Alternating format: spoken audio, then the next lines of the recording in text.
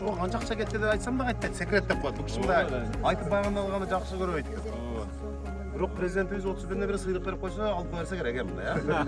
Ол сыйлык болот, керек да ол. Мына Assalomu alaykum. Qanday istab qilganda yaxshilarmi? Yaxshilarmi? Edil Байсалов, министрлик кабинетинин төрагасынын орун басары. Өзбекстандын элчиси Бишкектен келди. Николя Фай мырза дагы Франциянын элчиси Кыргызстандагы. Чынында башка иш-чаралар менен жүрүшөт, бирок биз сурандык. Ушу элге келип, ушул жерге дагы келип, бир бактыгы бетиңиздер деп. Хахлова көрүстөнү 4 гектар 10 сотка жерге аябай жаңы сонун бак тиктик бир жума мурун.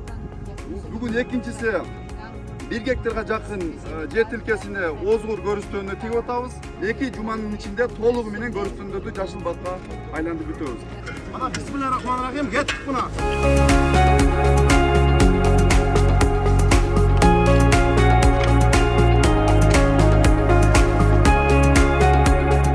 Fransa'nın elçisi Nicolas Fay mırza tükken, bizimle çok tükken tarafta deyin yazıp koyuyoruz.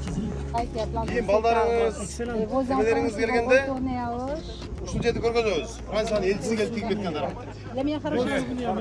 Жакшы эстелик болот дейт, рахмат.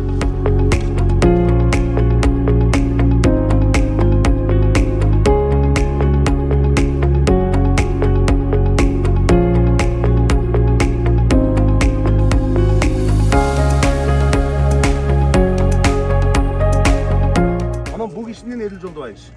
Артыкчылыгы мына элдер турат, элдер менен чогуу биргеликте бул көпүрөнү өзүңүз кылып бердиңиз, ошого канча акча кетти деп айтсам да кайтпайт, секрет деп коет. Бул киши мындай айтып баяндалганды жакшы көрбөйт экен.